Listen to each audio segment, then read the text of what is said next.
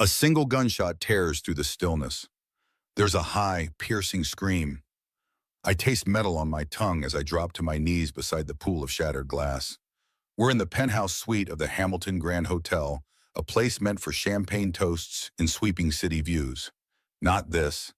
Not blood on the marble tiles. My name is Genevieve Hamilton.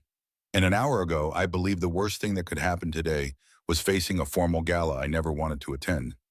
Now, everything has changed in a single flash of gunfire. I wrench my gaze from the broken window to the figure sprawled across the floor, Leonard, my husband of 25 years, the billionaire philanthropist so many revere. He isn't moving. His tailored suit glistens with red. I'm shaking so hard I almost can't breathe. Behind me, the French doors slam open. Footsteps thunder in. I don't dare turn. Someone is shouting, "Stay where you are." Another voice, higher pitched, gasps, "What did you do?" That voice belongs to Arden McKenna, the pregnant wife of Leonard's closest associate. She's been living in our guest house for the past month, seeking refuge from a scandal. She was the last person I expected to see standing there, eyes wide with horror. I can't speak. My mind is stuck replaying the shot, the hiss of the bullet cutting through the hush. I feel the weight of a gaze on my back. Someone else is in the room. Graham Beckford, Leonard's oldest friend and my longtime confidant, stares at me in disbelief. He stands near the threshold, hand on the doorframe as if he needs it to keep upright. My husband once said, "All it takes is a single moment of truth to topple a lifetime of secrets." Right now, I see our entire life toppling our philanthropic empire.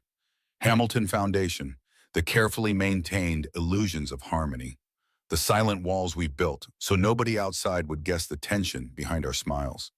I hover over Leonard's body, pressing my hand against the wound on his chest.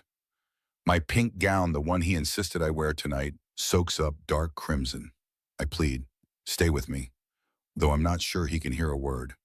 Everything about this moment feels surreal, like some twisted film set. But the blood is real. The horror is real.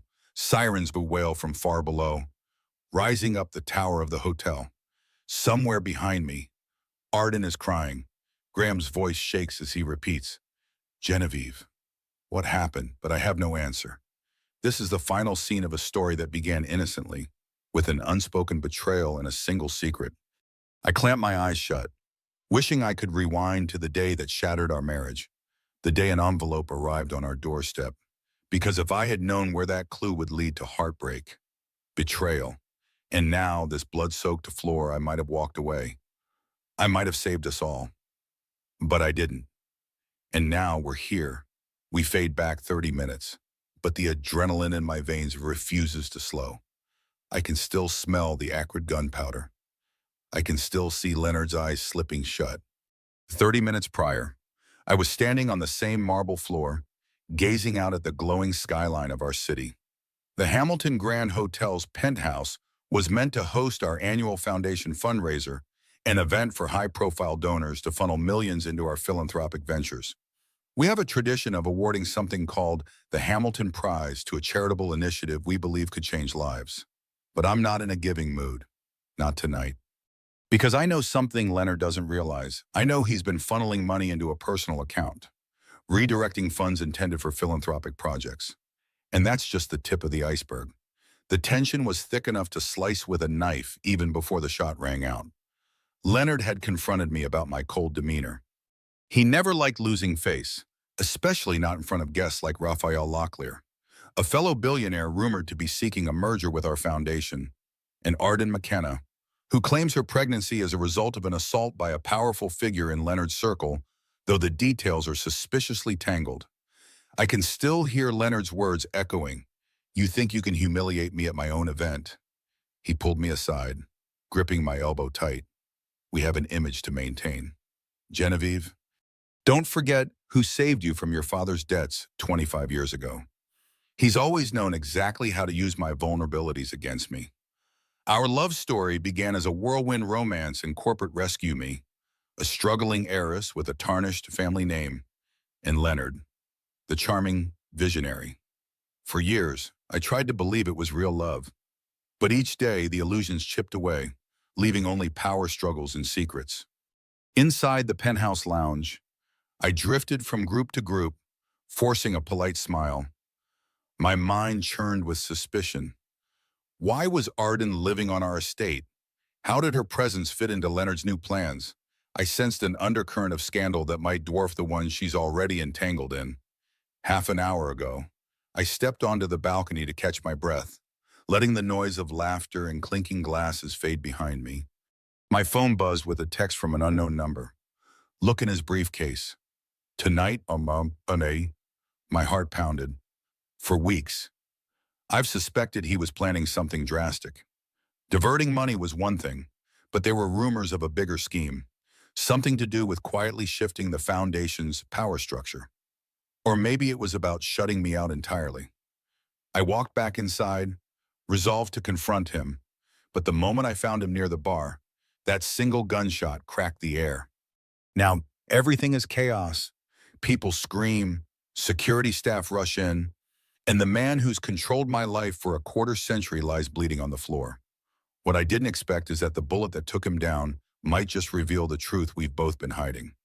Sirens still echo in my ears.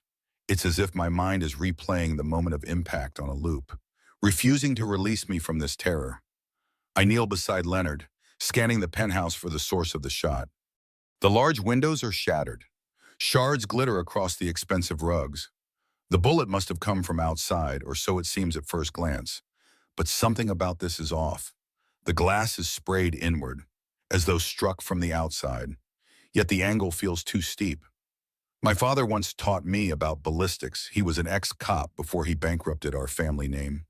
A bullet traveling from a distant building shouldn't break the window at that angle, especially not this high up. Security bustles around. 3 uniformed officers from hotel management that attempt to secure the scene. Graham kneels on Leonard's other side, pressing a trembling hand to his friend's pulse. Arden stands near the door, face pale, hands clutching her abdomen in a protective reflex. Her eyes dart between me and the broken glass, as though she's searching for answers she's too frightened to speak aloud. Leonard's lips move. I lean closer. His voice is faint, but I catch something about a briefcase. And don't let them. Then his eyes roll back. I press my palm to his cheek, ignoring the tears burning my eyes. Once, I might have thought his last words would be a plea for my forgiveness, or a whispered confession of love. Instead, it's about the business, about power and secrecy, exactly how our marriage has felt for years. Mrs. Hamilton, please step back. A security guard touches my shoulder gently, concern on his face. We need to get paramedics in. I stand, unsteady. The paramedics hurry in, carrying a stretcher and medical packs. The entire room transforms into a frantic triage scene. I watch as they cut Leonard's suit open, revealing the wound. There's so much blood. I notice a flicker of movement behind the paramedics. Raphael Locklear is here now, overshadowing the chaos with his imposing figure. He looks furious but not surprised. I see it in his eyes, the cold glimmer of a man who deals with crises for breakfast. He steps aside to let the paramedics work, but his intense stare bores into me. Then Arden steps forward, voice trembling. Genevieve, I saw something.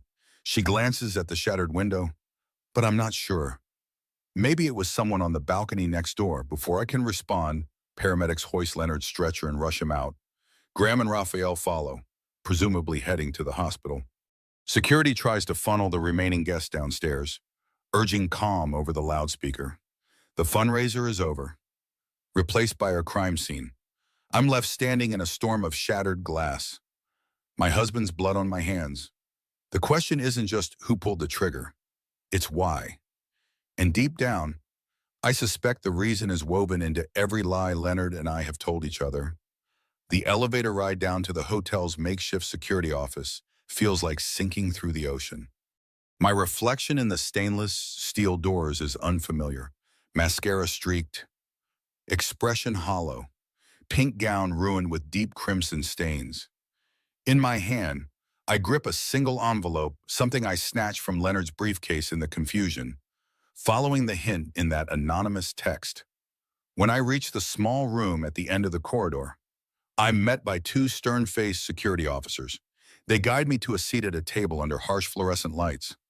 Outside, I hear murmurings and clattering footsteps as staff scramble to handle the aftermath of the shooting. One officer, a balding man named Lieutenant Horvath, sits across from me. He greets me politely but with the cool detachment of someone who's seen too many tragedies. "Mrs. Hamilton, I'm sorry for what happened. We need to ask you a few questions." I nod, swallowing hard. Anything I can do to help. He glances at my bloody dress. "First you were with Mr. Hamilton when he was shot." My voice trembles as I recount the chaotic seconds, the crack of glass, the deafening shot, how I found Leonard on the floor.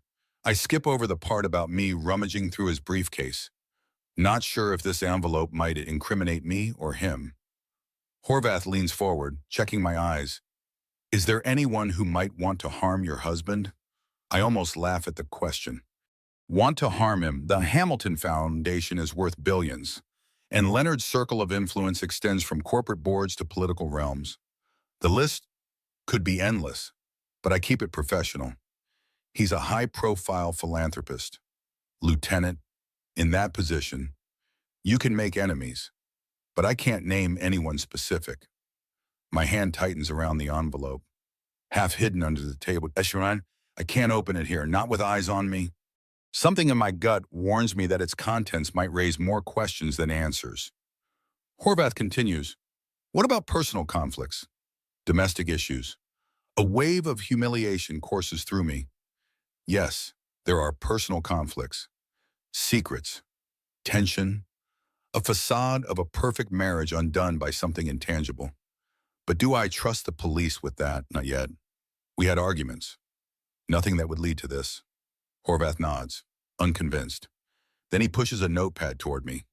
"Please write down your contact info, and if you recall any suspicious details.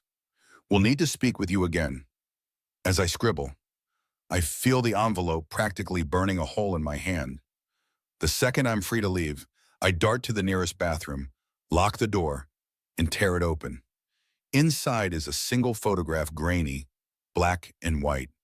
It shows Leonard in what appears to be a private clinic hallway, standing with someone I faintly recognize, Arden McKenna. She's visibly pregnant in the photo. Her hand is on her belly, and Leonard's hand is on her shoulder. A chill grips me. Why would he be with Arden at a private clinic? Months ago, before we even officially met her, time seems to freeze as I stare at that photograph. All at once, the cracks in my understanding burst wide open. Leonard introduced me to Arden as the beleaguered wife of his friend, a woman seeking refuge from harassment. He insisted we take her in, show her compassion. But this photo suggests a different story, one that started before she ever stepped foot on our property. I slip the photo back into the envelope, flushed with confusion and fury. The pounding in my chest intensifies. Could the child Arden is carrying be Leonard's? My head spins at the thought, my breath coming shallow. This might be exactly the reason someone wanted me to check his briefcase tonight. Outside, the security hallway bustles. I step out and see Graham waiting, arms crossed over his chest. His face is grim, etched with concern. The doctors are stabilizing Leonard for surgery. He says quietly, "They don't know if he'll pull through." He hesitates. "They're also asking for you to come. Spousal consent for certain procedures." My stomach drops. I'm still reeling from the photo, uncertain if I want to face him, but I can't just leave Leonard alone in a hospital bed, no matter how deep our marital cracks run. Graham walks with me toward the exit. He glances at the envelope in my grasp. "You found something, didn't you?" His voice is soft yet urgent. "Genevieve, if you're in trouble," I cut him off, lowering my voice. "Not here. Security cameras dot the ceiling. I'll explain when we get to the hospital." We emerge onto the front steps of the hotel, where a cluster of reporters have already gathered. Flashbulbs sear our eyes and questions are hurled from every angle. "Mrs. Hamilton, is it true someone tried to assassinate your husband? Is this about the foundation's missing funds? Has the pregnant wife accused Mr. Hamilton of being the father?" I freeze, stunned by how quickly rumors spread. Graham shields me from the cameras, barking at them to step back. As we climb into the waiting car, I can't shake the feeling that everything in my life has shattered beyond repair. Our driver pulls away, navigating traffic with quiet efficiency while my heart thunders in my ears. I press my forehead against the cool window. City lights streak by. Neon smears against the darkness. In the reflection, I see my own eyes brimming with unanswered questions. If Leonard fathered Arden's baby, it would be the ultimate betrayal one he hid behind philanthropic smiles and conjugal distance. But who fired the shot tonight? Was it meant for him or someone else? And why, as we approach the hospital, an even bigger question grips me. If the father of Arden's child is truly Leonard, what if this entire shooting was some twisted attempt at silencing him or exposing him? One thing is certain, the answers lie in unraveling the secrets behind that photograph. And I'm terrified of what I'll discover next. The automatic doors of the hospital slide shut behind me, muffling the city's roar. My heels click against the polished floor as I follow Graham to the surgery wing. Nurses rush past, their expressions urgent. I catch sight of the Arden by the waiting area, hugging a paper cup of coffee against her chest. Her eyes brim with tears, but she says nothing when she sees me. She turns away, shoulders trembling. I should speak to her, but I can't face that conversation yet. My mind is stuck on the photograph. Graham picks up on my tension. He steers me to a quiet alcove near the vending machines. The harsh fluorescent light flickers overhead. I check the time, it's after midnight, and everything in my world is unraveling. Graham's voice is low. Genevieve, you look like you've seen a ghost.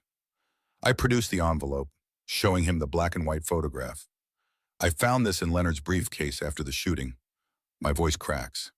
He told me Arden was just an old friend in crisis. But look at them. That's not how you stand with a stranger. He studies the photo, his brow furrowing. This clinic is in Zurich. See the signage on the wall. He points to tiny print in the background. Swiss Femme Medical Center. Very discreet, very expensive. People go there to handle pregnancies under tight confidentiality. A cold ache settles in my chest. So the father Graham exhales. Could be. This might explain Arden's presence in your home. Maybe Leonard was paying for everything, her medical bills, her silence, or maybe it was something else. He sets the photo aside, looking me in the eye. Genevieve, this is big. If he's fathering a child outside your marriage, the tabloids will devour him. More importantly, the board of trustees might challenge your positions in the foundation. I lean against the wall, forcing air into my lungs. The shot that injured him, someone fired from outside. Or so we think. Could it be a blackmailer, an enemy, or even... I trail off, not wanting to say it, but the thought is there. Could Arden have orchestrated it? Graham runs a hand through his hair. One thing is certain. A scandal like this would ruin more than just Leonard's reputation. Our entire philanthropic network depends on trust. My eyes close. And if the baby is his, what then am I expected to support them, raise the child, pretend everything's fine? I swallow hard. The humiliation cuts deeper than any bullet wound. Just then, a nurse approaches. She informs us that the surgeon needs my signature. Leonard's condition is critical. They need to operate immediately to remove the bullet. I follow her down a hallway that seems endless, the overhead lights casting shadows that feel ominous. As I scribble my name on the consent form, my chest constricts with anger, betrayal, and an overwhelming sense of injustice. I'm signing to save a man who may have fathered another woman's child behind my back. Yet I can't stop myself. Our fates are entwined, whether I like it or not. Hours slip by in the waiting room, each minute gnawing at my resolve. I sit on a stiff plastic chair, elbows on my knees, head in my hands. Graham stands nearby, quiet but present. Arden, perched across from me, shifts restlessly. Eventually, she looks up and speaks in a voice brittle with uncertainty. I'm sorry this happened. If there's anything you need, her words feel loaded. I gaze at her, taking in the dark circles under her eyes, the anxious tapping of her foot. Is it guilt or genuine concern? I need the truth. I say softly, my tone sharper than intended. She glances at Graham, then back at me. I never wanted any of this. I swear. I came to your home because Leonard offered help. Her voice quivers. He said he knew people, doctors, lawyers who could protect me from the man who, you know. She places a protective hand on her stomach. I fold my arms. So you're saying you were a victim, and he was your savior? Her lower lip trembles. Yes, that's what I believed. She hesitates. I'm not here to break up your marriage or hurt you. I just needed a safe place away from the press and the father of my child. She exhales shakily. He's a powerful man, tied to major political interests. He threatened me. Confusion swirls within me. Could she be telling the truth? Then how do you explain the photo of you and Leonard at the Zurich clinic? That doesn't look like a rescue mission. It looks intimate. Her eyes widen. Photo, I've never been to Zurich. That must be faked. But her reaction is off too quick, too practiced. Before I can press further, Graham's phone buzzes. He steps aside to answer. Arden's stare pleads with me. You have to believe I'm not lying about the father. It's not Leonard. I've never even heard about that clinic. A tear escapes her eye. I'd never intentionally harm him. He's been my support system, my friend. My mind churns. If she's genuine, then who took that photo?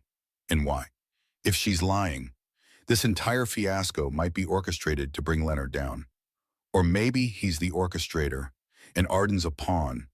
The more I learn, the less I understand. Graham returns, snapping his phone shut. That was Locklear. He's with the board, trying to handle the media storm.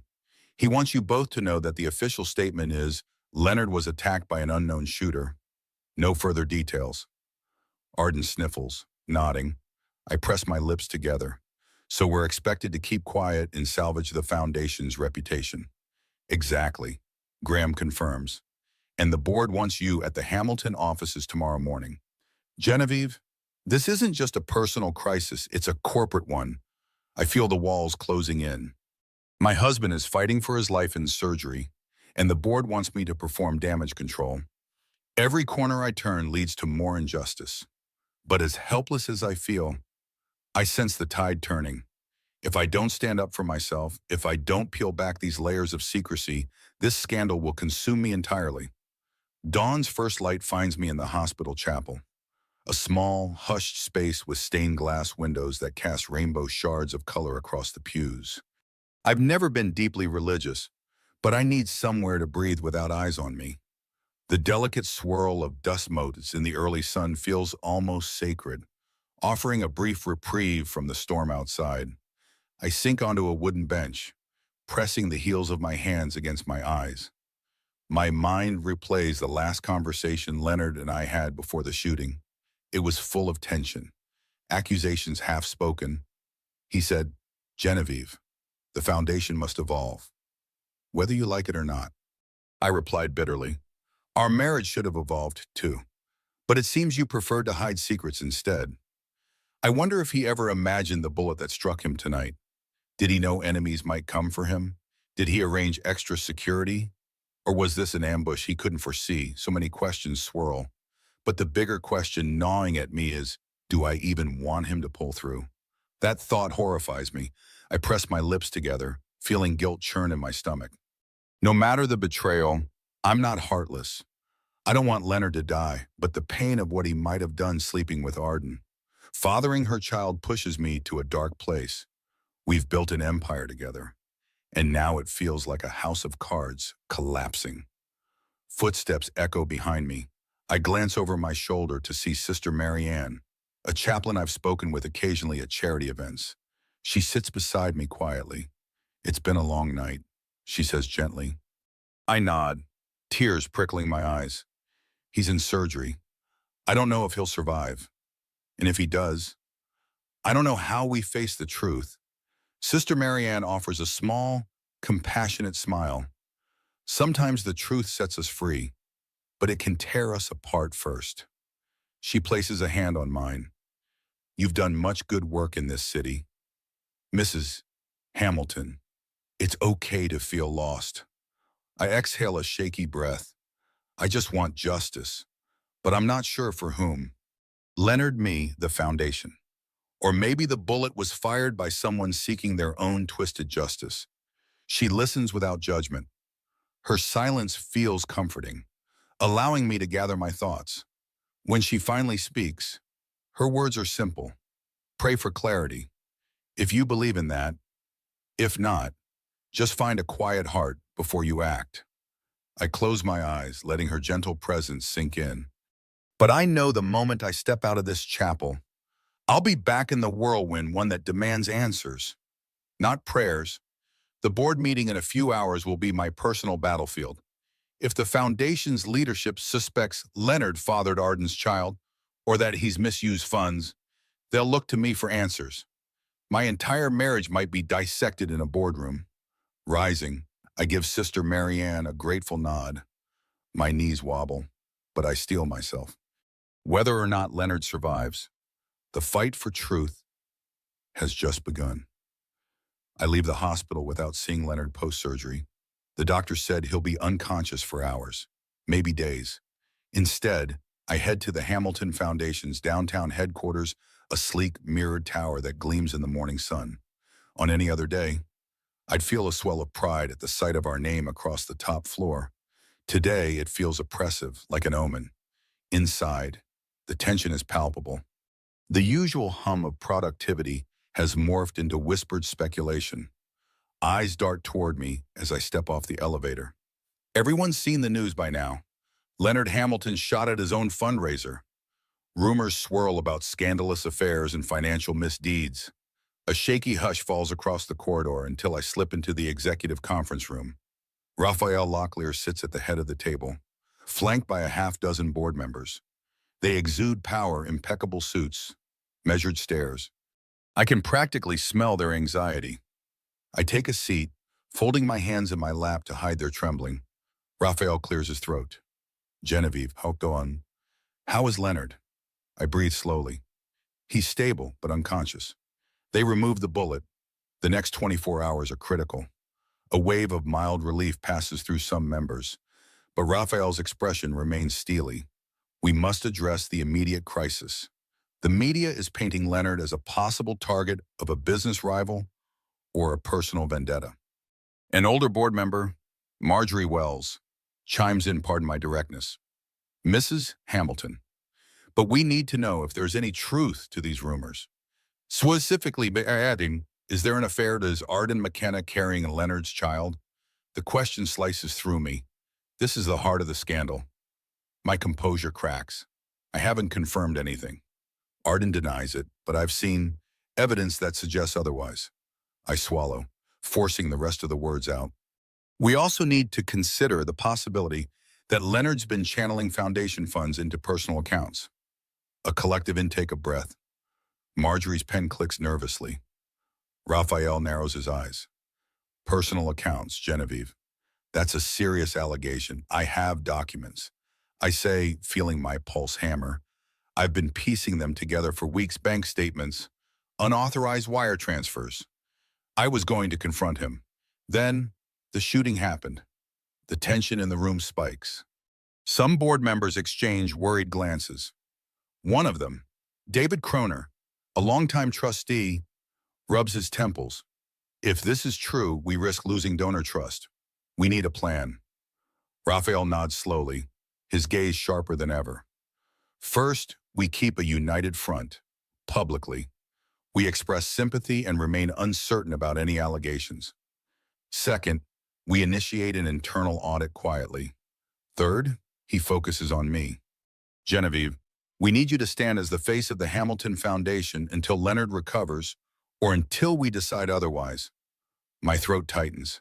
You want me to represent the foundation? Despite all these rumors about my husband and me, Marjorie interjects, you have a clean reputation, and public sympathy is on your side. That might buy us time to sort out these irregularities. I feel cornered, betrayed by Leonard, yet forced to uphold his empire. This is injustice in its purest form, the woman scorned, now tasked with saving the very thing that might be her undoing. After the meeting, I retreat to Leonard's private office, now effectively mine, at least for the time being. It's a space of polished mahogany, strategic artwork, and panoramic city views. My reflection stares back from the glass walls, looking small and shaken. The executive chair behind the desk feels too big, as if I'm sitting in borrowed power. I skim through his desk drawers, searching for more evidence of wrongdoing. It feels surreal, like I'm snooping in a stranger's space. I uncover a stash of business cards from clinics, lawyers, and consultants abroad. My eyes pause on a file labeled Zurich Project, which I hastily open. Inside are purchase agreements for property in Switzerland worth tens of millions. Why would Leonard invest so heavily there? Another puzzle piece for a bigger picture I barely grasp. A gentle knock interrupts me. Marjorie Wells steps inside, closing the door carefully. "May I have a word?" Dear, her grandmotherly demeanor stands in contrast to the tension around us. She sinks into one of the leather chairs opposite me. "I've known you since you married Leonard. You were so full of hope then." She offers a sad smile. "I never imagined we'd be here." I swallow back emotions. Neither did I. I set the Zurich file aside. "What do you need, Marjorie?" She hesitates, folding her hands in her lap. "I wanted to warn you the board might not be entirely on your side. Raphael is determined to salvage the foundation's reputation at all costs. If that means throwing Leonard, and by extension, you under the bus, he won't hesitate." My chest tightens, so I'm a placeholder until they can decide how best to protect themselves. She nods gravely. "There's a rumor the board might attempt a leadership coup. If Leonard's been embezzling funds, they'll blame him alone or claim you were complicit. They're giving you a chance now, but if things get worse, they'll cut you loose." Tears sting my eyes. I built this foundation with him. "Marjorie, it was supposed to be about doing good. Now it's all politics and betrayal." Her gaze softens. "You might want to align with someone you trust. Graham, perhaps, or find a lawyer who understands philanthropic law. Because if Leonard doesn't wake up to defend himself or confesses if he does, everything might crash on your head." The weight of it crushes me. My entire adult life has centered on Hamilton Foundation. Now I might be the scapegoat for everything. I recall the photograph of Leonard and Arden. Even if she's not carrying his child, the scandal alone could bury my reputation in the public eye. And if the financial crimes are real, we're looking at a meltdown that could destroy thousands of charitable initiatives and livelihoods. Marjorie stands to leave, placing a gentle hand on my shoulder. "Be careful." "Genevieve, sometimes our worst enemy isn't the bullet or the scandal. It's the people who pretend to be our allies." I nod, numb. When she's gone, I sink into the chair, letting her warning echo in my mind. Outside, the city bustles on, oblivious. But in here, I feel trapped, pinned between a broken marriage, a wounded empire, and the relentless quest for truth. That afternoon, I returned to the hospital, bracing myself to see Leonard for the first time since his surgery. The corridor leading to the intensive care unit is stark and quiet, the antiseptic smell catching in my throat. Nurses pass by in hushed efficiency. I pause outside his room, dread coiled tight in my gut. When I step inside, the sight is jarring. Leonard lies pale against crisp white sheets, tubes and wires snaking around him. The beep of the heart monitor is steady but weak. A wave of memory washes over me our wedding day, 25 years ago, when he dazzled me with boyish charm and grand promises. Now that vibrant man is reduced to silent fragility. I sink into the chair beside his bed. My eyes drift to a bandage near his collarbone where the bullet grazed an artery.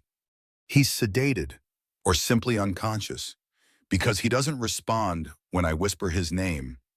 Suddenly, an unexpected voice draws my attention. Daniel Hamilton Leonard's estranged younger brother stands in the doorway. I haven't seen Daniel in over a decade. He was written off by the family for wild behavior and rumored gambling debts. Tall and lean, with a scruffy beard, he looks oddly somber. I rise, unsettled by his presence.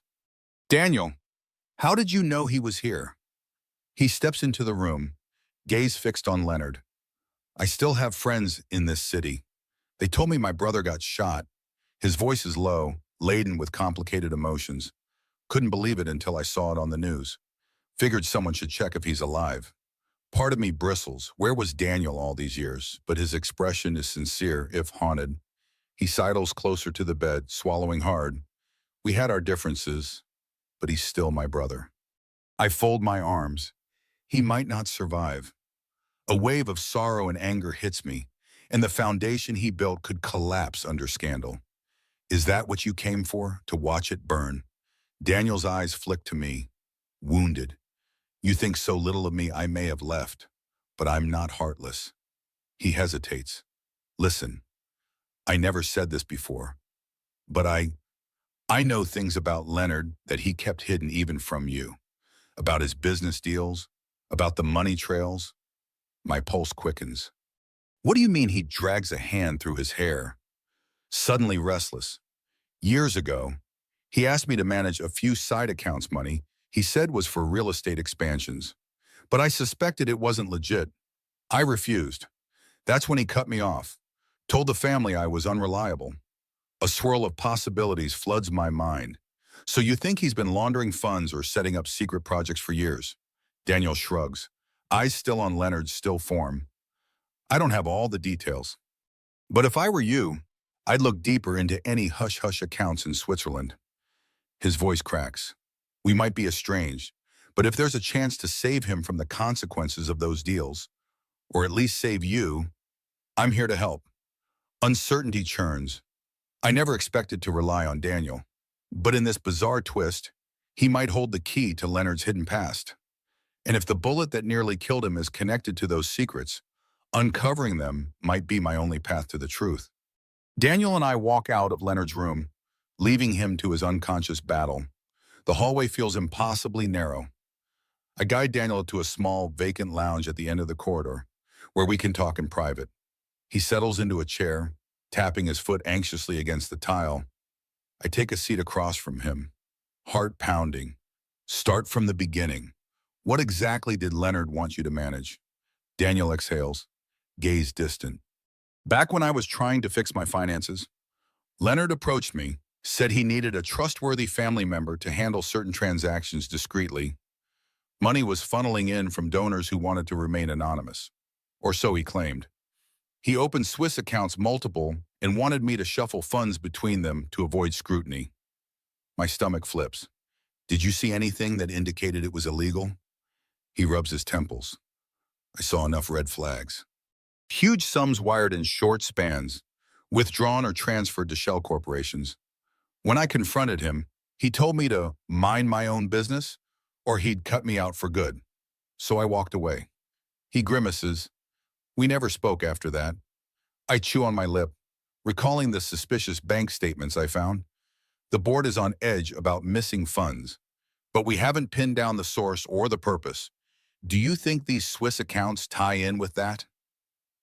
Almost certainly, Daniel's eyes flicked to me. I also heard rumors about a hush-hush medical arrangement, something involving a fertility clinic. I never got details, but it makes sense if there was a personal reason for Leonard to hide large transactions. My heart stutters. A fertility clinic, could that be connected to Arden's pregnancy? The photo, the possibility that Leonard was trying to have a child behind my back. Anger surges, along with a sting of heartbreak. Daniel continues, voice low. I'm not proud of my past. But maybe I can help you unravel this mess. If I can track the money, we might find out who's behind the shooting, or at least who stands to gain from Leonard's downfall. I feel torn. Trusting Daniel is a leap. We barely know each other. But he's my only lead. Let's do it, I say finally. We'll dig into his accounts, see what we find. We exchange phone numbers, forging an uneasy alliance. As we stand to leave, Daniel hesitates. Genevieve, you need to be careful. If Leonard's shooting is linked to these accounts, You could be in danger too. The people involved might not want the truth coming out. My throat tightens. I recall the bullet, the broken glass, the possibility that it was no random act. I've spent my entire marriage turning a blind eye to his secrets. I won't do it anymore. Daniel nods. I'll meet you tomorrow at the foundation offices. We'll start there. With that, he disappears down the corridor, leaving me alone, battered by the truths I'm learning. Leonard's hidden deals, possible fatherhood, embezzlement.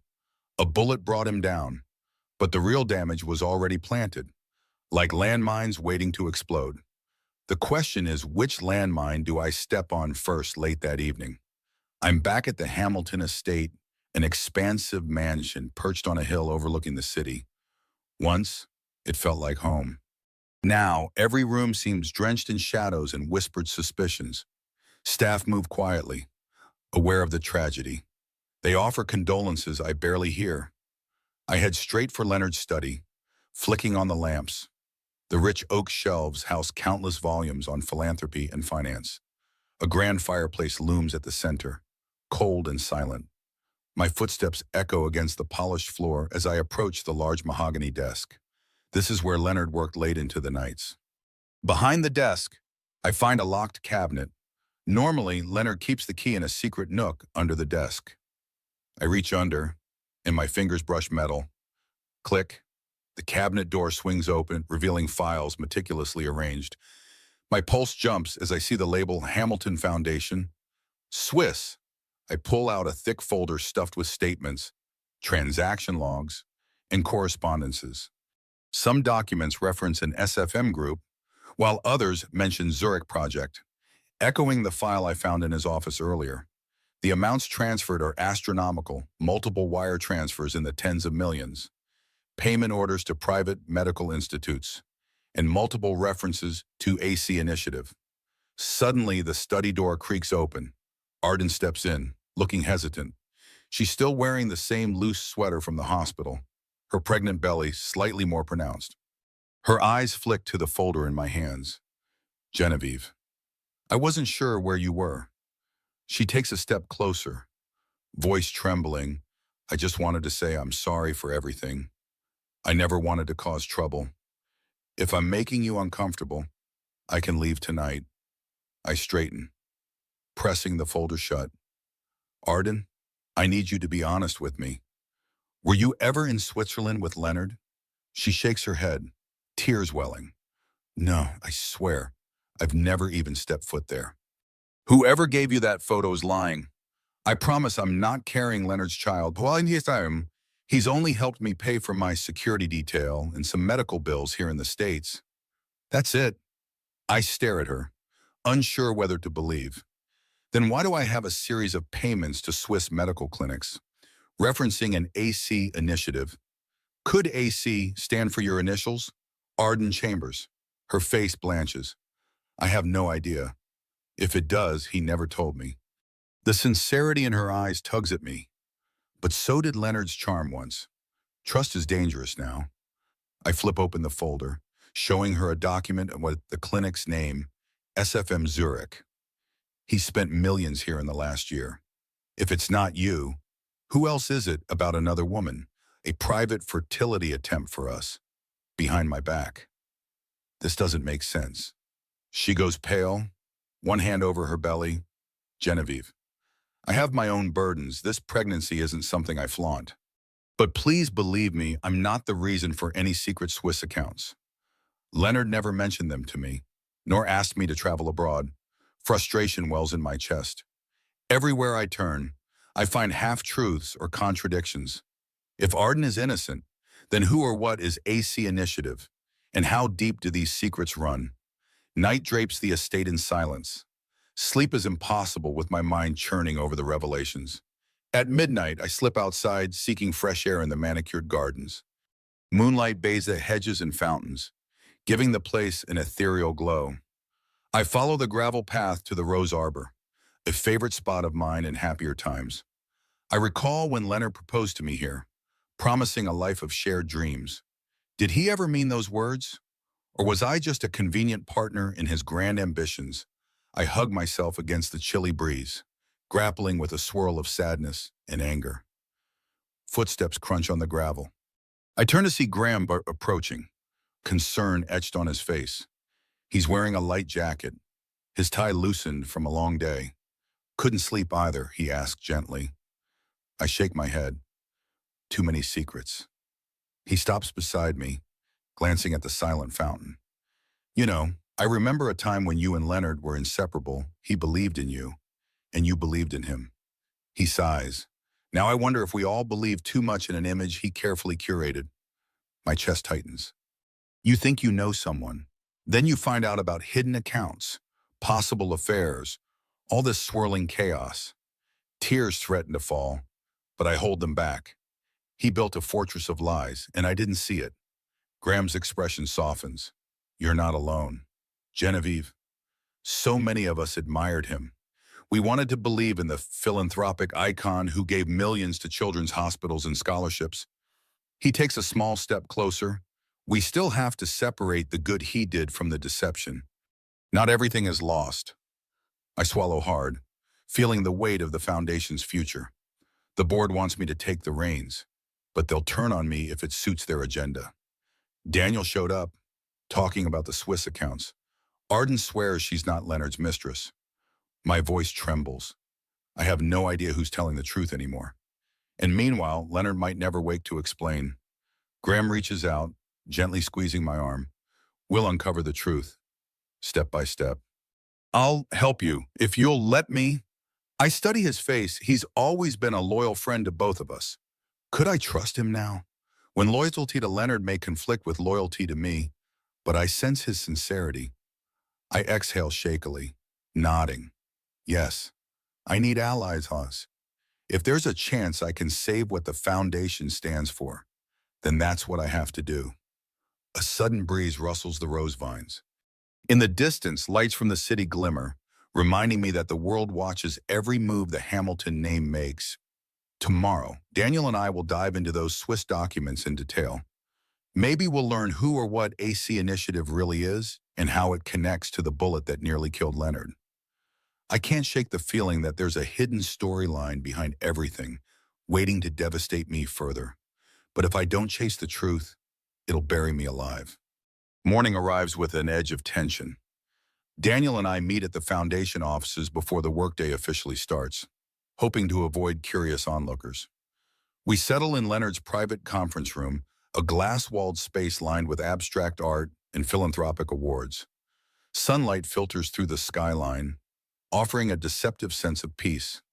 On the table, we spread out documents and laptops, cross-referencing everything we have on the Swiss accounts. Daniel shows me a paper trail linking Leonard to at least 3 shell companies. Each company appears to funnel money to SFM Zurich for medical research or fertility treatments. The total sums are staggering. I rub my temples, scanning a transaction record. Look at this, a single wire transfer of $5 million to an entity listed as AC Initiative. It references a stage 2 procedure. That's from 8 months ago. Daniel pulls up a separate file. And here's another transfer from 4 months ago, referencing infant care contract phase 1. Another $2 million. He glances at me, brow furrowed. This doesn't look like standard fertility treatments. Who invests this much money under coded phases? A chill skates down my spine. Could Leonard have been financing some experimental medical program in Switzerland? Something not FDA approved here, Daniel shrugs. Possibly, or maybe he was blackmailed. If someone threatened to expose wrongdoing, he might pay them off under the guise of a medical contract. He taps at the laptop. We need to see if we can find any mention of Arden in these records. Her last name, her birth date, anything. Minutes pass in tense silence. We compare notes, toggling between spreadsheets, scanning for references. Then Daniel pauses, eyes glued to the screen. I found something, a scanned contract referencing a surrogate arrangement. He squints, reading aloud surrogate candidate AC payment for living expenses, medical coverage, and confidentiality, additional fees upon successful birth. He looks up at me, stickidum. Could AC be Arden Chambers? As a surrogate mother for Leonard's child? My throat goes dry. That would mean she's not just a random pregnant guest, she's carrying his baby by a formal contract. He must have orchestrated it in Switzerland, where privacy laws are more lenient about surrogacy. But she told me she's never even been to Zurich. Daniel's eyes flick between the contract and me. Maybe she didn't travel. Some procedures can be done in multiple locations, or they might have flown in specialists. Or so. She's lying. Either way, it's a big secret. A maelstrom of emotions churn within me. Betrayal, hurt, confusion. If Leonard resorted to surrogacy behind my back, was this a twisted attempt to have an heir while preserving some facade of marriage with me? Or is Arden spinning a tale to keep me sympathetic? A beep on Daniel's phone disrupts us. He reads a text, his face going ashen. I just got word. Leonard's awake. Relief and dread collide inside me. If he's awake, he can confirm the truth, or he can lie to protect himself. My pulse pounds. We have to go to the hospital. Daniel gathers the files, locking them in a briefcase. As we hurry out, I can't shake the image of a secret surrogacy contract floating in my mind. The hidden past is colliding with the present, and I'm about to confront the one person who could unravel it all or bury it forever. I arrive at the hospital ICU early the next morning, still bracing for the inevitable confrontation. A nurse at the reception desk quietly directs me to Leonard's room, where he's awake but groggy from medication. Through the window, I see him propped up with pillows, eyes half open, scanning his surroundings like a caged animal. Daniel is there, leaning against the far wall. The moment I step inside, Leonard's gaze snaps to me. For a second, I see something raw relief or fear. It's hard to tell. He tries to speak, but his voice cracks. Daniel hands him a cup of water. Leonard sips cautiously. Genevieve. He rasps. They told me. I almost died. I nod. Heartbeat quickening. You were shot in the shoulder, dangerously close to an artery. The doctors managed to remove the bullet. His eyes flick to Daniel, then back to me. Why are you two together? There's a note of accusation in his tone. Even on a hospital bed, he wants control. I exchange a glance with Daniel, who stays silent. I take a slow breath, because we've discovered things about your Swiss accounts, about surrogacy's contracts, possibly with Arden. My voice trembles, but holds steady. The bullet may have been meant to silence you, or maybe to uncover what you've been hiding. Leonard closes his eyes as if warding off a migraine. I don't know what you think you found, but it's complicated. He winces, then meets my gaze again. We wanted a child for years, remember, but you. He stops himself, swallowing hard. I thought you'd never agree to surrogacy, so I took matters into my own hands. A lance of hurt stabs through me. You betrayed me on every level. And if Arden's the surrogate, then why is she saying it isn't yours? His jaw clenches. Because she's not the one carrying my child. He snaps, then softens. The surrogacy arrangement was different. She never implanted. We were still in negotiation. Arden is part of an entirely separate situation. I tried to help her because she got in trouble with a powerful man. I'm not the father of her baby. I glance at Daniel, who looks as perplexed as I feel. Then what about the AC initiative references? Leonard shakes his head weakly. A different candidate initials AC. She vanished months ago. I kept paying the clinic, hoping she'd resurface with the child. My child. His voice cracks. I know it's a mess, but it was my only chance to have an heir, to protect the foundation's legacy. Daniel starts pacing. You funneled millions for some vanished surrogate. Why hide it from Genevieve? Leonard's eyes flick to mine. Because we lost a child once. After that, you never wanted to try again. I couldn't let the Hamilton legacy end with me. His words hit me like a punch. Our miscarriage from years ago, he never let it go. Hot tears prick my eyes. So you lied, cheated the foundation, and ended up in someone's crosshairs. Does that sum it up? My voice shakes with anger and sorrow. Leonard's breathing grows uneven. Machines beep in warning. I never meant for it to go this far. He whispers, eyes fluttering. I, uh, I just, he can't finish. The nurse rushes in to adjust his meds, ushering us outside before we can press further.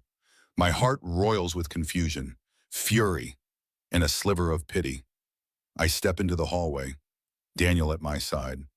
We're both reeling from Leonard's admission. The AC initiative was never about Arden. Instead, he financed a secret surrogate who disappeared. That single revelation changes the shape of this crisis, but not the damage it's done. Genevieve, calm, Daniel murmurs. We have to figure out who pulled that trigger. If it wasn't Arden's ex or a jealous rival, it might be tied to this missing surrogate. Could she have demanded money and threatened him? Or maybe the clinic itself? I wrap my arms around myself, the hospital's antiseptic chill sinking deep. I'm not even sure how we trace a surrogate who's gone off grid.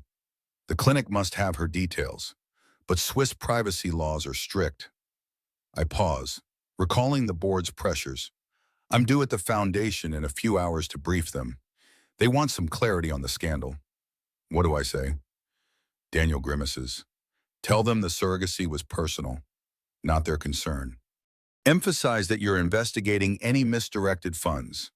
We need time to figure out if there's a direct link between the missing surrogate and the shooting. I nod, though dread coils inside me.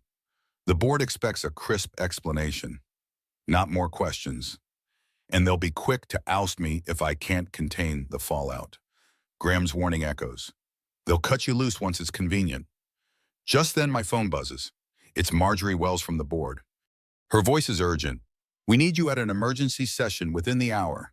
There are allegations swirling that the foundation's finances were used to pay for hush money. Various reporters are pressing us for a statement. I close my eyes, exhaling. Understood. I'll be there. Hanging up, I turn to Daniel. Will you join me? You have insights into Leonard's hidden accounts. He nods. If that helps, I'm not exactly the poster child of trust in Hamilton circles, but I'll do what I can. We hurry out of the hospital, racing the clock. On the drive to the foundation tower, my mind spins. Leonard's confession about the surrogate is personal heartbreak, but the board only cares about the foundation's reputation and finances. If they link large sums of philanthropic money to hush-hush surrogacy deals, it could be the final straw. Arriving at the office, we're escorted to a smaller conference room than last time, less formal, but with an undercurrent of tension. Raphael Locklear, Marjorie Wells, David Kroner, and two other board members wait inside. They look tired, upset, but also strangely determined. Raphael gestures to the seats. Genevieve, Daniel, thanks for coming quickly. We have a situation. He steeples his fingers, eyes flicking to each of us. We've received an anonymous tip that Hamilton Foundation funds were diverted to a foreign fertility clinic. If this is true, the press will tear us apart. I clench my jaw. It's not as simple as it seems. He raises an eyebrow. Then explain it. Mrs. Hamilton. Because right now, our donors and the public smell blood.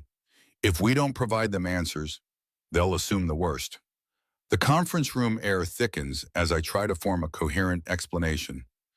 Daniel sits beside me, fidgeting with a pen across the table. Raphael and the other board members wait, arms crossed or brows knitted. I clear my throat. Yes, Leonard diverted funds to a Swiss clinic, but these were not official foundation assets. They were personal investments that he intermixed. Marjorie Wells interjects, her usual warmth replaced by concern.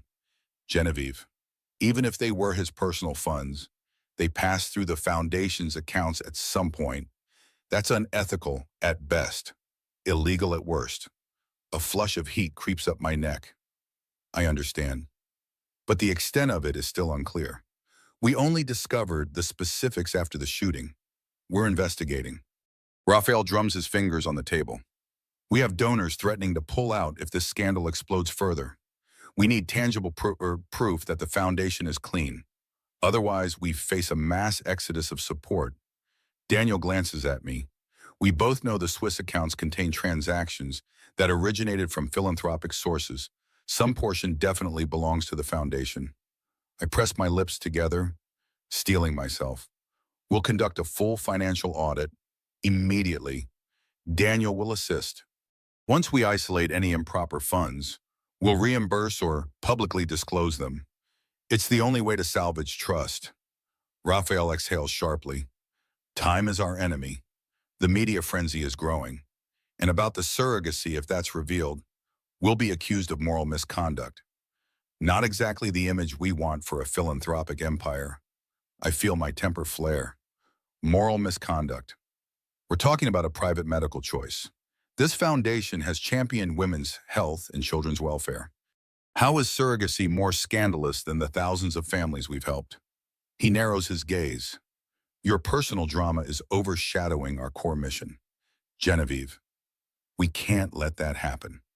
Before I can retort, Marjorie speaks up. We have to handle this delicately. Let's separate Leonard's personal matters from foundation business. In the meantime, the board proposes appointing an interim chief officer, someone to oversee day-to-day operations and handle the press. My breath catches. That's supposed to be me, right? Marjorie shifts uncomfortably. You're too close to the center of this scandal. We thought it best to bring in outside leadership. Temporarily. A swell of betrayal hits me. Graham's warning proves true. They're sidelining me to protect themselves. You're pushing me out, Raphael shakes his head. Not pushing out, just shifting your role. You'll still be a figurehead, but we've hired a crisis manager to run operations while the audit happens. I ball my fists under the table, anger swirling. They're scapegoating me, acting like my presence is a liability. And yet, I'm the one who's been trained to uncover the truth. I glance at Daniel, whose expression is equally stormy. David Kroner clears his throat. We appreciate your cooperation. Genevieve, if Leonard recovers and clarifies these financial details, we can revisit your standing. The words feel like a backhanded dismissal. I grit my teeth, nodding stiffly. Inside, I'm seething at the injustice after everything. I'm the one forced to step aside while the real culprit, Leonard, lies in a hospital bed, protected by sympathy and sedation. I leave the meeting with a hollow ache in my chest. In the hallway, Daniel tries to console me, but I wave him off. My world is collapsing. My husband is half dead and entangled in secrets. The board is effectively demoting me, and a wave of scandal threatens to bury the Hamilton Foundation. Where do I even stand, determined not to crumble here in public? I take the private elevator down to the underground garage. The fluorescent lights cast long shadows across the concrete. I beeline to my car, fumbling with the keys. But before I can slide into the driver's seat, a voice calls my name. I turn to see Graham striding toward me. He's out of breath, worry etched on his face. Genevieve. Wait. I stare at him, tears threatening to surface. They kicked me to the curb. Graham. I'm sidelined, humiliated. He closes the distance between us, resting a hand on my car door. I just heard. It's unfair, and it's all in the name of damage control. But you can't give up. Not now. I swallow the lump in my throat. What am I supposed to do? The board's set on distancing me. Leonard's half conscious, and the media is circling. Graham's gaze is steady. You dig deeper, find the missing surrogate, figure out who tried to kill Leonard, expose whatever truth you can. That's the only way to clear the foundation and your name. Heat flickers in my cheeks. I'm exhausted, Graham. Tired of fighting battles I never asked for. He nods in understanding. You may be tired, but you're not finished. The real question is, do you want to save Hamilton Foundation, or do you want to walk away? I lean against the car, deflated. I've spent half my life building it with Leonard. Even if it's been tainted by his secrets, I can't just watch it collapse. So yes, I still want to save it. Graham's lips curve in a gentle, encouraging smile. Then let me help. He hands me a slip of paper. This is a contact at the Zurich Clinic, an old friend who might be willing to share info off the record. If we can confirm the missing surrogate's identity, we might get a lead on the shooter. I bite my lip. studying the number. You're sure that I'll talk to him? He shrugs. Worth a try. And there's something else. Marjorie is trying to keep the board from outright firing you. She believes in you, but she's under pressure. If we can solve this quickly, you can regain your position. Emotion wells up gratitude and renewed determination. Thank you, Graham. His hand lingers on my shoulder. You're not alone in this. Genevieve. Sometimes the only way out of darkness is to make your own light. We share a brief, tense hug before he turns to leave. I slide into the driver's seat, tears pooling at the corners of my eyes. For a moment, I let them flow. Then I wipe them away, take a shaky breath, and dial the number on that slip of paper. If the path to saving everything is through the truth, I'll chase it even if I have to do it without the board's blessing. 2 days later, I'm on a plane bound for Zurich, a decision made so quickly I can hardly believe it myself. The call to Graham's contact yielded a cryptic promise. If you come in person, I can show you records that might clarify who AC really is. Leaving Daniel behind to continue the foundation audit, I packed a single suitcase. The board thinks I'm taking a leave of absence to process my husband's shooting. They don't know I'm crossing the Atlantic on a personal quest for the truth. The flight is long and sleepless. My mind replays the last conversation with Leonard in the hospital. Was he telling the truth about the surrogate? Did she vanish because she feared something bigger than money, or was she just an opportunist? When the plane lands in Zurich, I steel myself for what comes next. After a short taxi ride through the pristine Swiss streets, I reach the SFM Zurich Clinic. It's a discreet, modern building on the outskirts of the city. Inside, everything feels spotless, hushed. I present a note with a single name to the receptionist, Dr. Mencken. A moment later, a stern-faced woman in a lab coat appears. Mrs. Hamilton. I'm Dr. Mencken. Please follow me. She leads me down a corridor to a small, windowless office. The whir of an air conditioner is the only sound. Once the door closes, she looks at me with guarded eyes. I received word from a mutual acquaintance. You're here about a missing surrogate. I nod, trying to mask the tension in my voice. Yes. My husband, Leonard Hamilton, funded a surrogacy agreement here under something called the AC Initiative. The surrogate disappeared. We don't know if that's connected to his recent shooting, but her eyes widen slightly. Shooting, my goodness. She presses her lips together. I can't reveal patient data, but the situation is complicated. If your husband's life is in danger, we might have reason to confirm certain facts. I grip the arms of the chair. I need to know who AC is and why she disappeared. Dr. Mencken sighs. Unlocking a tall filing cabinet, she extracts a thin folder with a coded label. Ace was indeed scheduled for surrogacy, but the embryo transfer never occurred. She withdrew before the final procedure.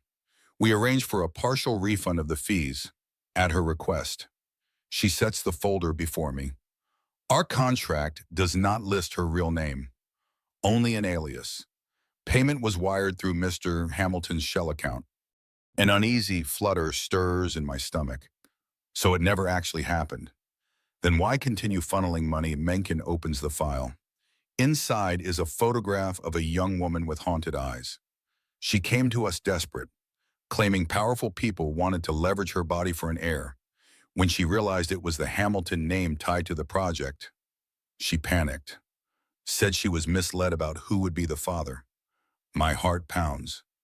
Misled, how Mencken's voice drops. She believed she was helping a friend. Once she learned it was Mr. Hamilton, she claimed he represented a threat, a dangerous alliance connected to something bigger. She vanished within 24 hours. I stare at the photo. It's not Arden. Another face entirely. If this woman felt threatened enough to flee, could she be the key to who wants Leonard dead or who wanted to silence him? I lean closer, studying the photo of the mystery woman, short dark hair, a tense expression. There's no name, just the alias AC. Dr. Mencken watches me with visible discomfort. She told us she was coerced by an intermediary, someone who claimed to represent the Hamilton family. We never learned the intermediary's name. My pulse thunders. So there's a possibility that an outside party orchestrated this, using Leonard's funds without his full knowledge. Mencken nods, carefully putting the file away. That's my suspicion. Your husband may have believed he was dealing directly with the surrogate, but she insisted a third party manipulated her. My thoughts spin. A third party holding the purse strings. Could that be someone tied to the foundation? Or even a rival if the surrogate realized the father was Leonard Hamilton and she feared this mysterious go-between? Maybe she fled to protect herself. And if this is the same person behind the bullet, I swallow hard. Mencken, do you have any contact info for this woman? Anything at all? She shakes her head. Only a phone number that's now disconnected, and an emergency contact that led nowhere. She hesitates, then hands me a sealed envelope. In here is a single note she left behind. We kept it on file for legal reasons. It might help you piece things together. I open the envelope and unfold a small slip of paper, scrawled in shaky handwriting. You lied about who you work for. I won't be your pawn. This is bigger than me or any baby. A chill trickles down my spine. Thank you for your help, I manage, voice trembling. Please keep this confidential. Of course, Mencken says. If you learn anything else, let me know. I fear this woman's life may be in danger. 2. I slip out of the clinic, heart heavy with new questions. Outside, the air is crisp. The late afternoon sun casts long shadows on the pavement. I walk toward my hotel, a storm of possibilities brewing. Who was the third party? Could it be a board member or even a close friend of Leonard's?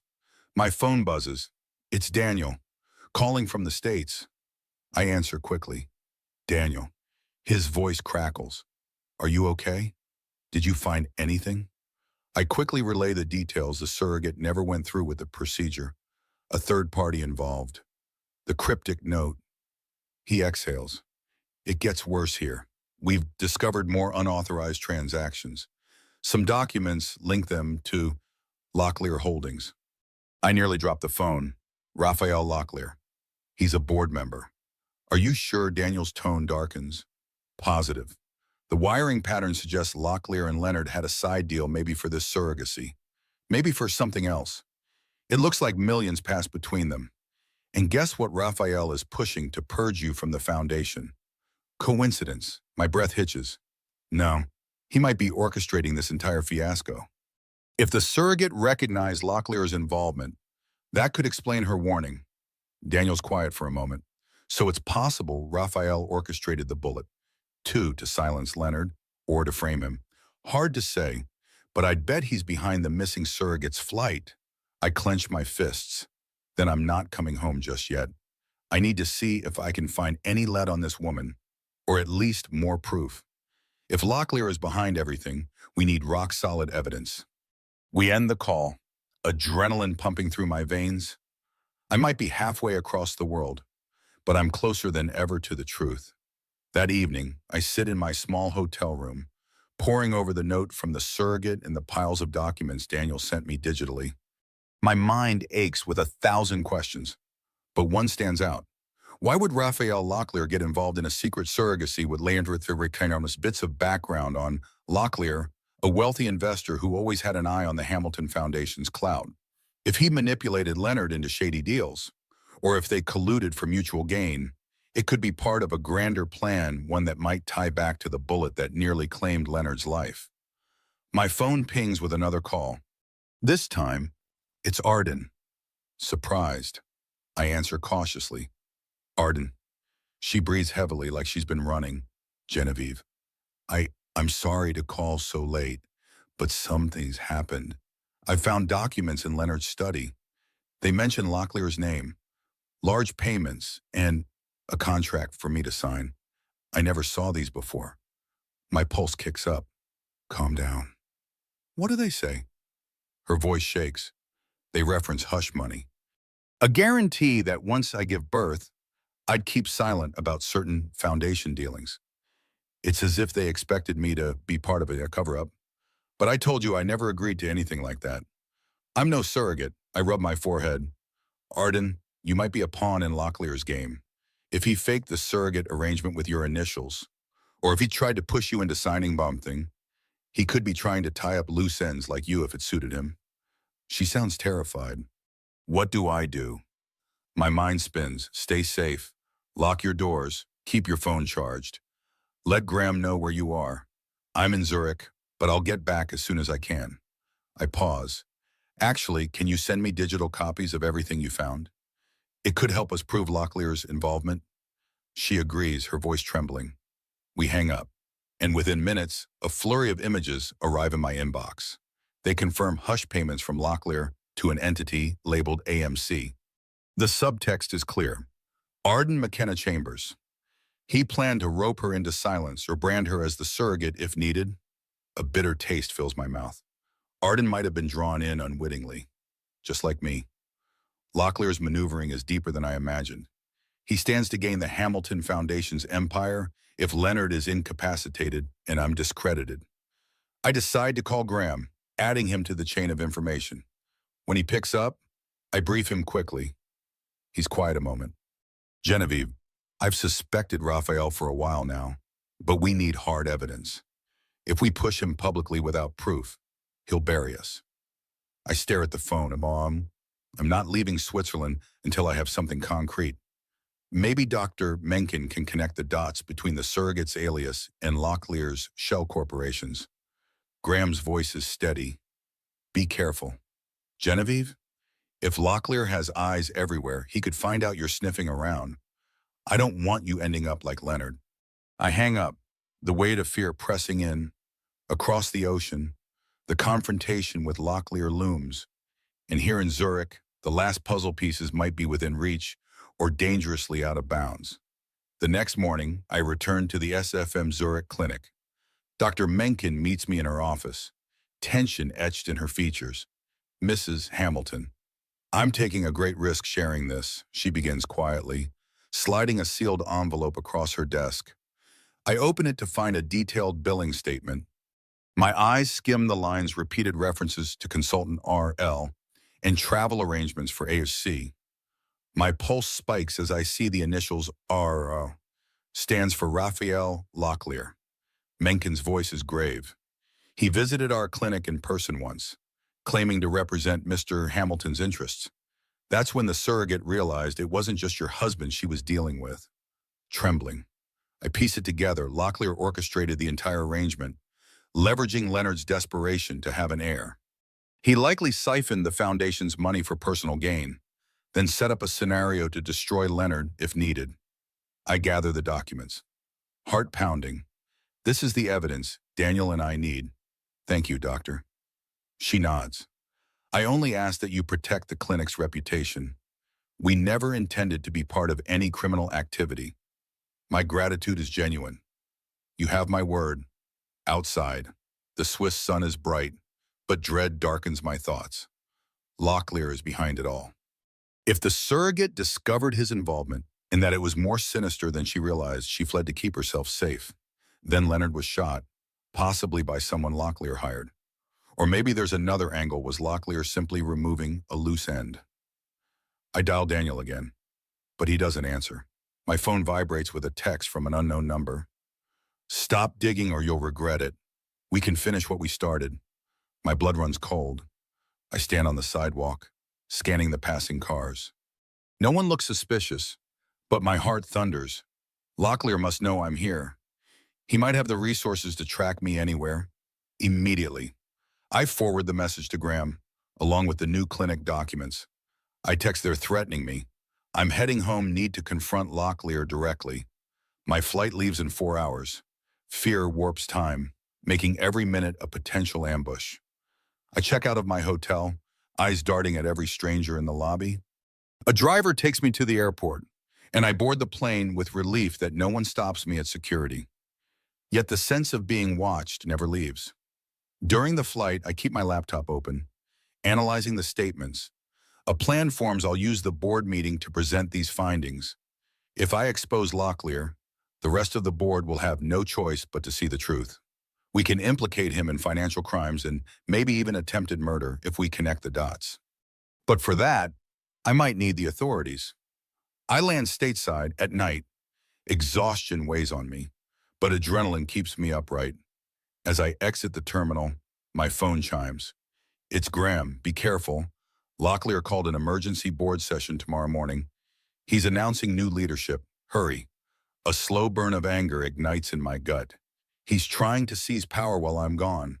Clutching my bag, I march outside to hail a taxi. One thing is certain, tomorrow's confrontation will change the Hamilton Foundation and my life forever. The following morning, I stride into the Foundation's main boardroom with purpose. My heart races, but I force calm onto my face. The room is already filled board members, top staff, even a few security guards. Raphael Locklear stands at the head of the table, exuding confidence in a tailored suit. Marjorie Wells and David Kroner sit with uneasy expressions, while others look curious or tense. Graham meets my eye from across the room, offering a subtle nod of support. Daniel is there too, arms folded, a laptop under his arm. The moment I enter, the chatter hushes. Locklear's eyes narrow. Genevieve, I didn't expect you back so soon. I approach the table, setting a thick folder down. I'm sure you didn't. I hear you've called a meeting to restructure our leadership. He gives a cool smile. Yes, in light of Leonard's incapacitation and your conflicting interests, the board has agreed we need a decisive leader, effective immediately. I propose we appoint a crisis manager with full executive powers. I've selected an esteemed candidate from Locklear Holdings. Outrage flares.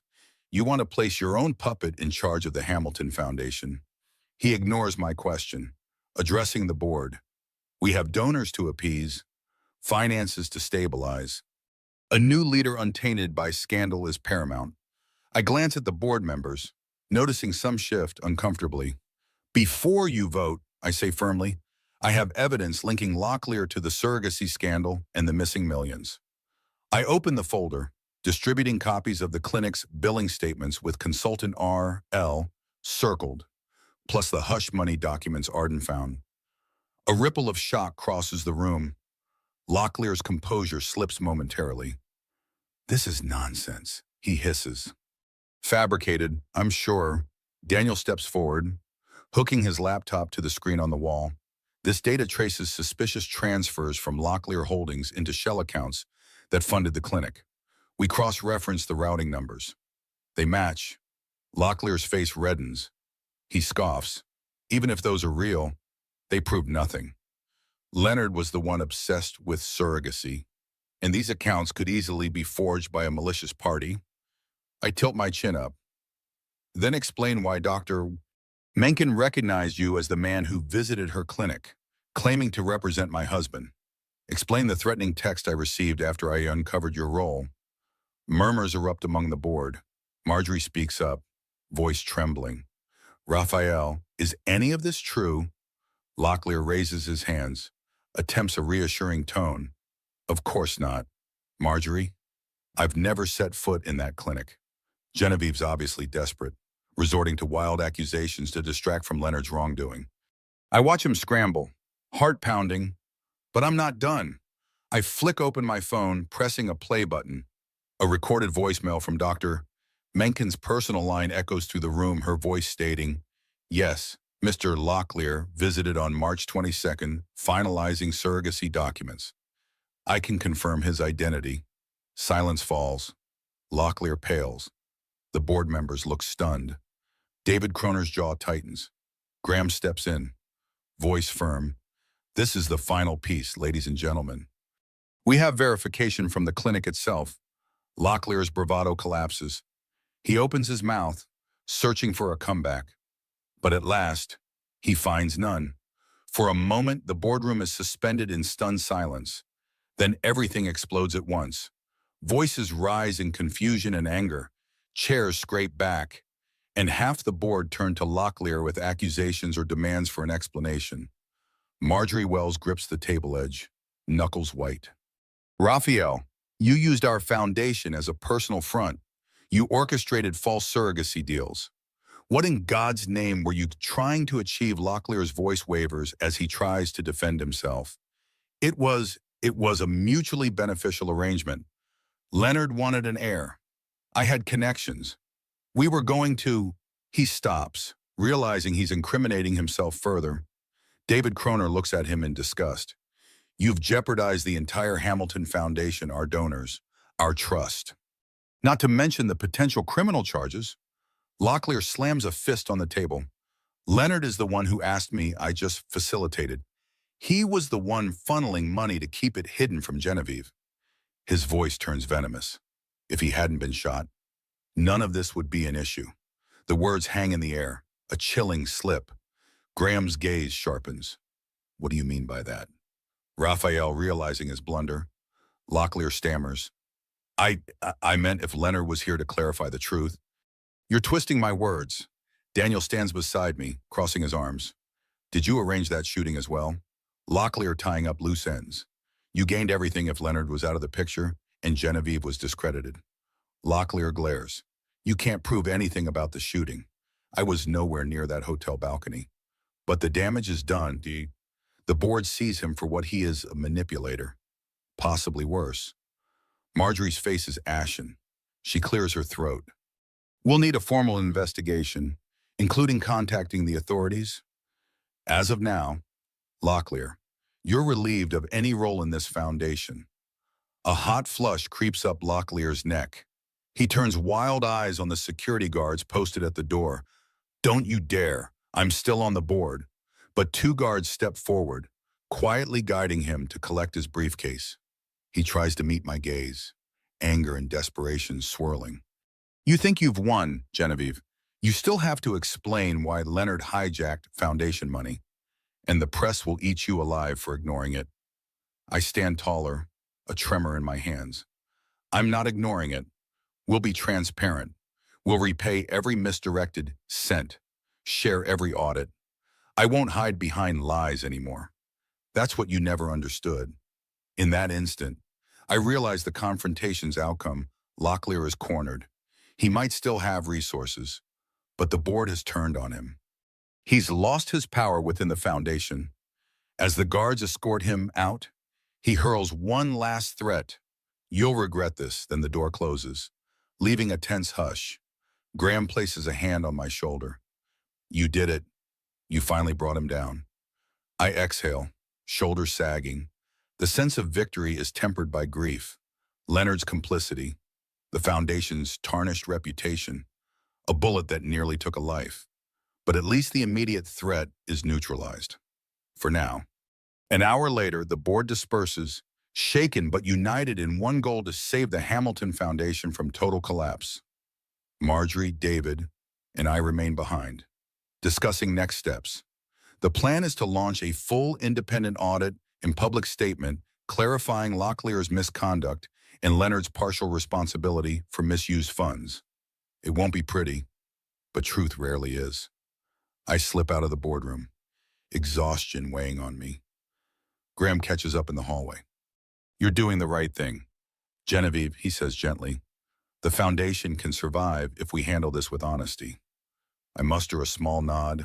That's what I keep telling myself. He presses a folder into my hands. These are copies of everything. Keep them safe. If Locklear tries anything else, we'll have a solid record.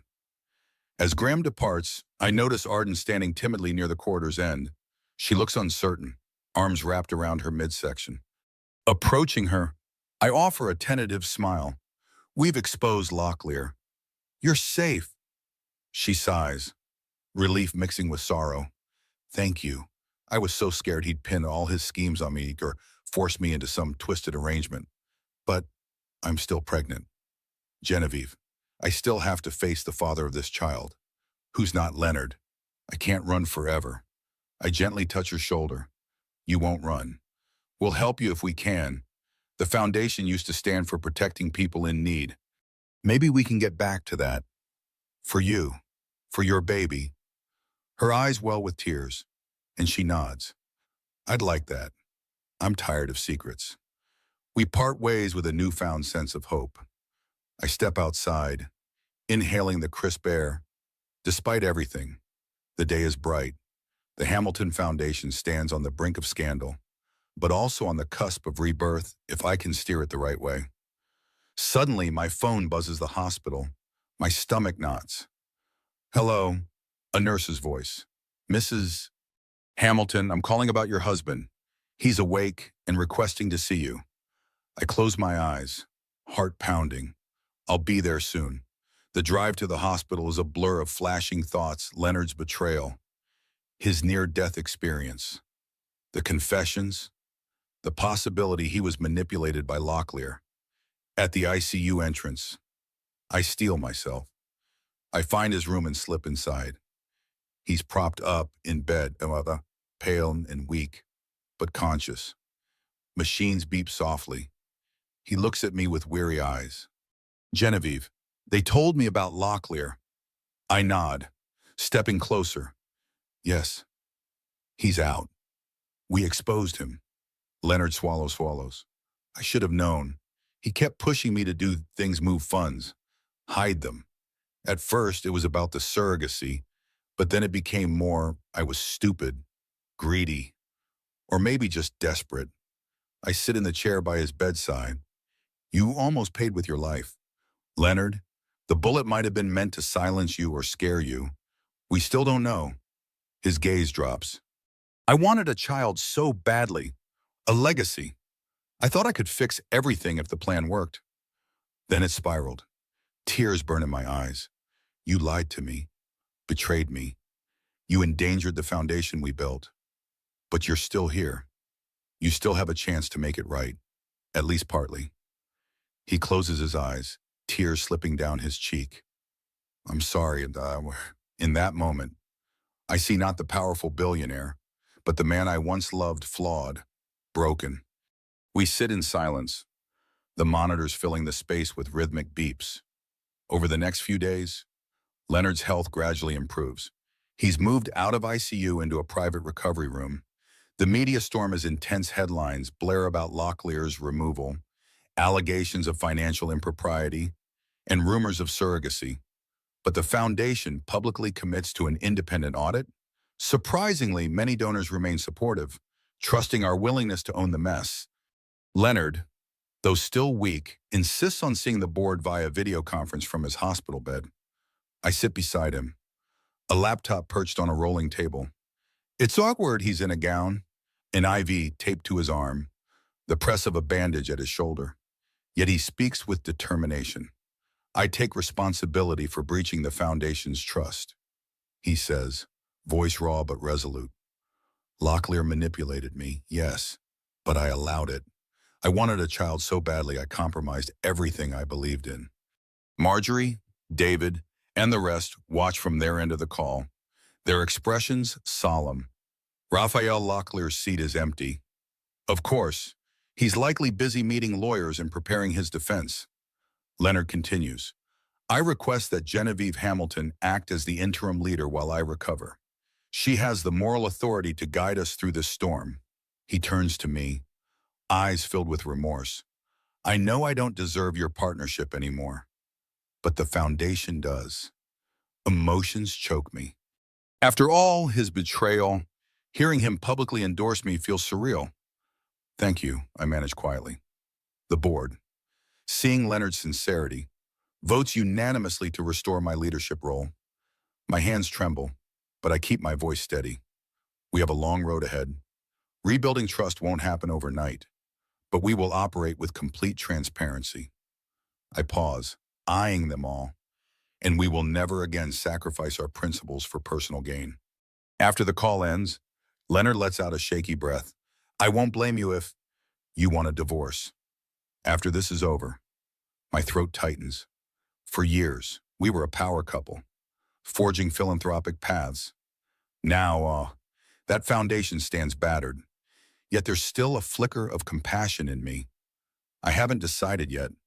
Let's focus on healing you, healing this organization. Then we'll see. He nods, tears brimming. Whatever happens, you deserve better than I gave you. I don't respond. Exhaustion tugs at my bones. I leave him to rest, stepping into the hallway where sunlight streams through tall windows. A sense of bittersweet relief washes over me. We're not at a perfect ending, but at least the lies have been stripped away. A text from Graham arrives. Board made it official. You're in charge. Congrats. I smile faintly, slipping the phone into my pocket. My heart feels both heavy and light, as if a burden has been lifted but scars remain. The future of the Hamilton Foundation and my marriage hangs in fragile balance. But one thing is certain, I'm determined to rebuild on truth, no matter the personal cost. With the foundation's immediate crisis under control, I turn my attention to an unresolved matter, the missing surrogate. It still nags at me. She fled from Locklear's manipulation, but where did she go? And was her disappearance directly linked to the bullet that nearly killed Leonard? I'm back at the Hamilton estate, rummaging through Leonard's study once more. The board has authorized a deeper investigation, so I have no qualms searching every file, every envelope. In a locked drawer, I find a tattered notebook scrawled with phone numbers and notes. One page catches my eye. Contact for AC 71209XX. Rendezvous Orchard. Payment pending. I freeze. Heart fluttering. Another clue. I snap photos with my phone, then call the partial number. My breath tight. As expected, it's out of service. But the reference to an orchard intrigues me. Could it be a location near the cities later that evening? I share this new lead with Daniel and Graham. We cross-reference orchard properties in the region. Nothing relevant. We search out of state. Still nothing. Finally, where are they? Graham suggests. It could be metaphorical. Or something from her home region. She might be from an agricultural county or another country. My shoulders slump. Another dead end. Daniel rubs his jaw. If she's truly terrified, she might not want to be found. We have enough evidence to implicate Locklear. Do we need her? I sigh. She deserves closure, too. She was almost forced into bearing a child under false pretenses. I want her to know she's safe now.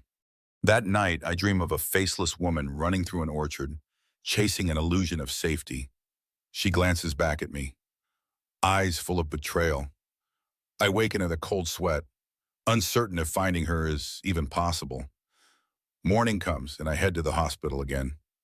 Leonard seems stronger, sitting upright. A nurse has removed most of the tubes. I hesitate, then open the notebook. What do you know about a rendezvous orchard for AC? He frowns at the page. Locklear arranged that meeting, not me. He kept telling me not to contact the surrogate directly. Said he had a secure location. The orchard was somewhere near the state line. That's all I recall.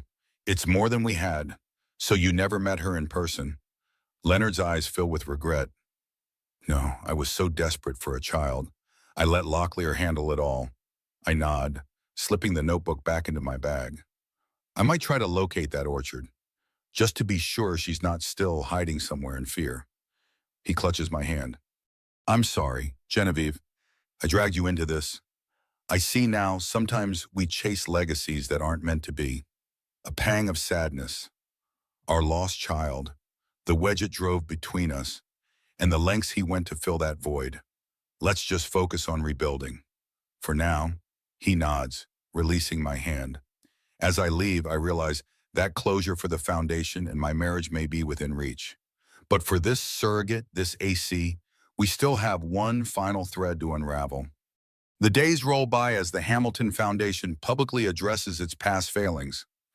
Media outlets broadcast statements of regret from me, from Leonard via written releases, and from the board. Surprisingly, many donors stay, believing we've turned a new leaf by exposing corruption rather than burying it. Our reputation stabilizes bit by bit. Locklear, however, doesn't go quietly. News breaks that he's under investigation for fraud and possible involvement in the shooting.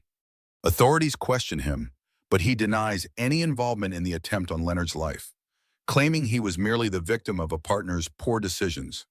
Still, the evidence we provided weighs heavily against him.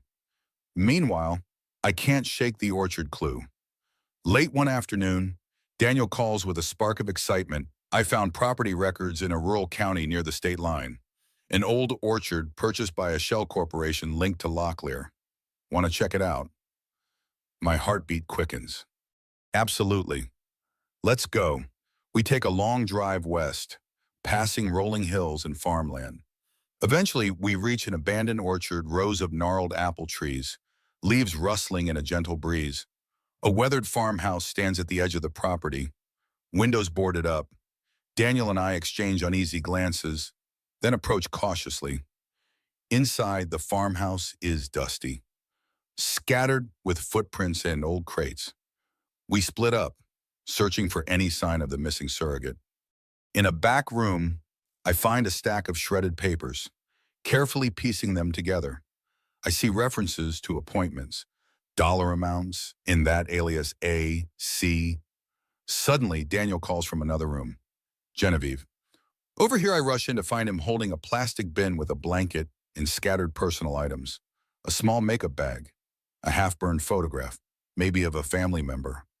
My pulse pounds.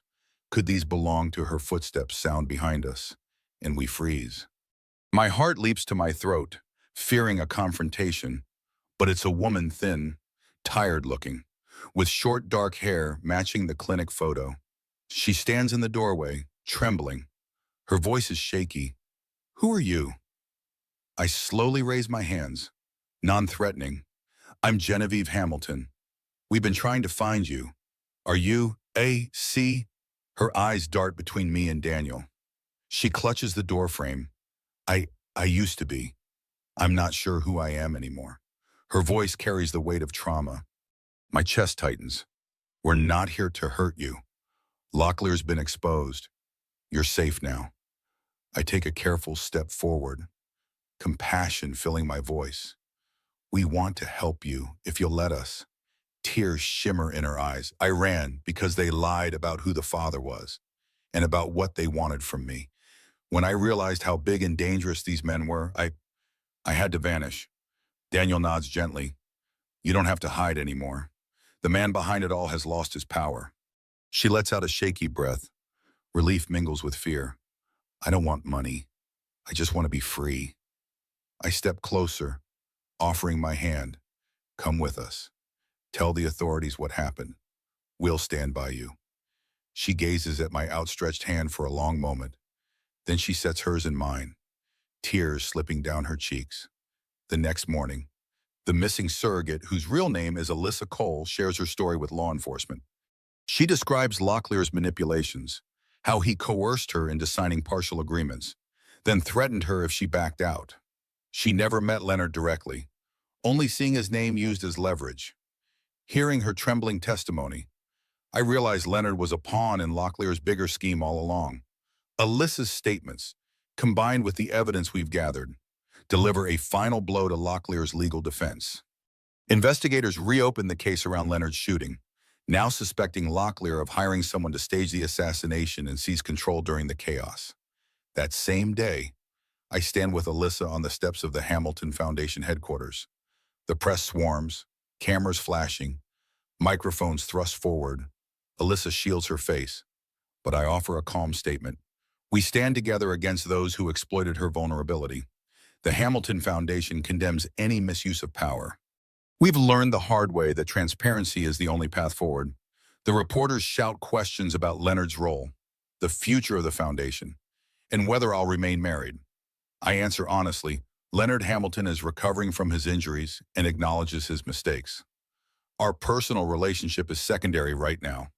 Our priority is serving the public trust through real reform. After the press disperses, Alyssa thanks me quietly. I never thought I'd feel safe again. You gave me that chance. I hug her gently. You deserve peace. We'll help you rebuild. In the following weeks, Locklear faces formal charges for fraud, conspiracy, and likely attempted murder once the bullet is traced back.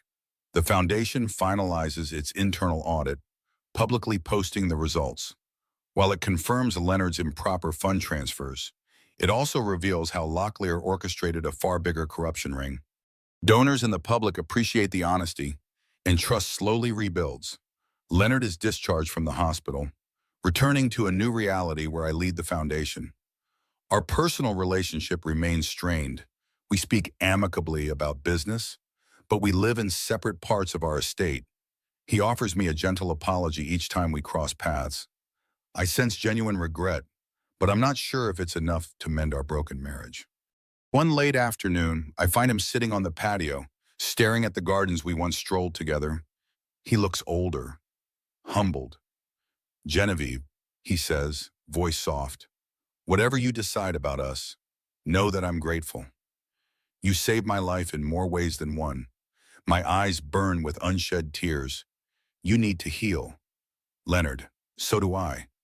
Maybe there's a future for us. Maybe not. But the foundation is bigger than our pain. He nods, tears glistening. We watch the sun dip below the horizon, a silent understanding between us. Darkness stretches across the sky, but I feel a glimmer of dawn inside because out of betrayal and bullets, we found truth and perhaps a path to redemption. The next morning, I stand in the newly renovated boardroom. Graham, Daniel, Marjorie, and even Arden gather around. Alyssa's name is on a fresh initiative. We've launched a program aiding victims of coercion and abuse, funded by the Hamilton Foundation's Regained Resources. I inhale the crisp air, remembering Sister Marianne's words, sometimes the truth sets us free, but it can tear us apart first. We were torn apart, yes, but from those jagged edges, a stronger shape emerges. The final line of our mission statement reads, because true legacy comes not from secrets, but from the light we shine upon them. I close my eyes, letting that line resonate.